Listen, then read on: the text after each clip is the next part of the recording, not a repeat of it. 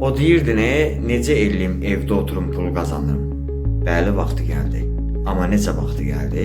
Bir forma başqa formada. Burada biznes açın, burada nə bilim pulu qoyun, pul öz-özünü oynatsın, elə deyil. Evdə oturacaqsan, pul qazanacaqsan, amma robot alacaqsan. Sənin artıq lazım deyilsin.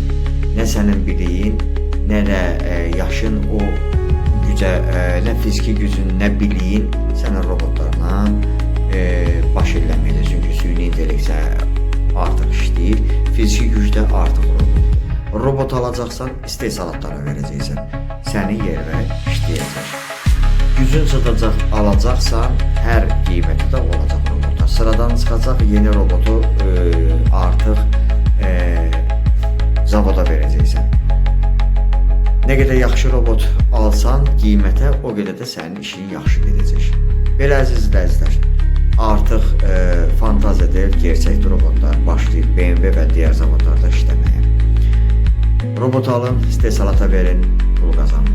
Sağ olun əziz izləyicilər.